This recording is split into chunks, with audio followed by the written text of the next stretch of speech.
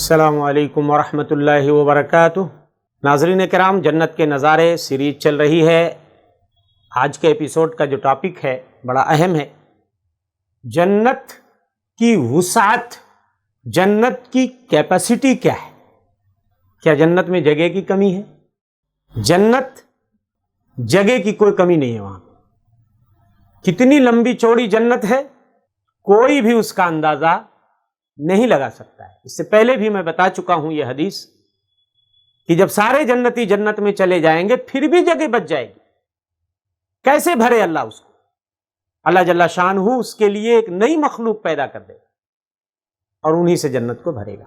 یہ دلیل ہے کہ جنت میں جگہ کی کمی نہیں ہے۔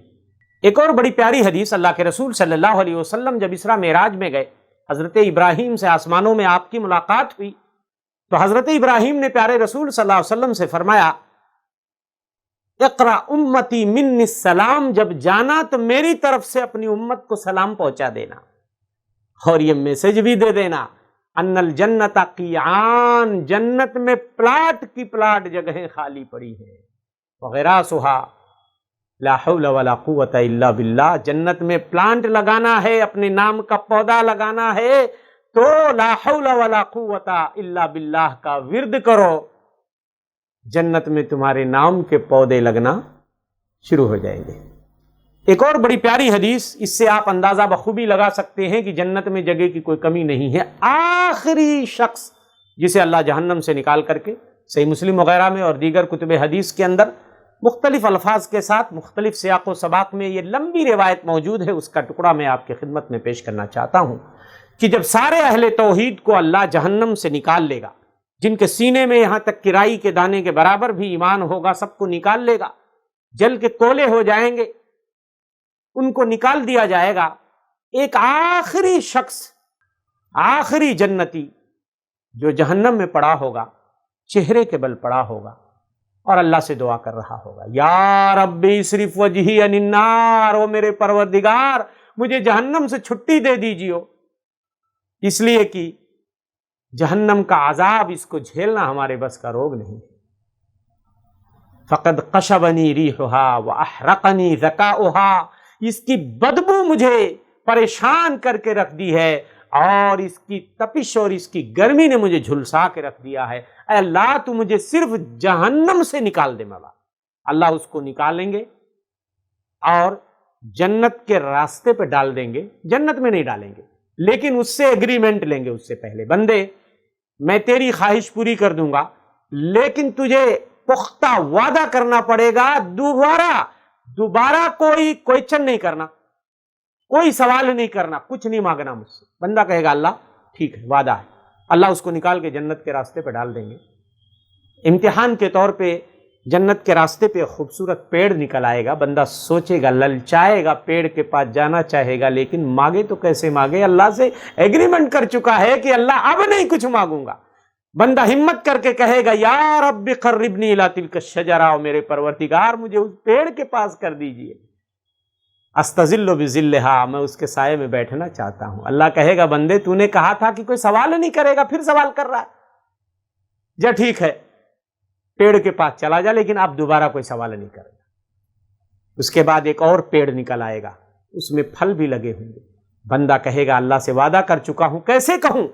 پھر ہمت کر کے کہے گا، یا رب قربنی الی تلک الشجرہ استظل بظلھا واکل من ثمارھا، اے اللہ اس پیڑ سے قریب کر دے، میں اس کے سائے میں بیٹھنا چاہتا ہوں، اس کا پھل بھی کھانا چاہتا ہوں۔ اللہ کہے گا، بندے تو نے ایگریمنٹ کیا تھا سوال نہیں کرے گا، پھر تو سوال کر رہا ہے۔ کہے گا بندہ، اللہ اب اس کے بعد کوئی سوال نہیں کروں گا۔ اللہ کہیں گے، جا قریب ہو جا۔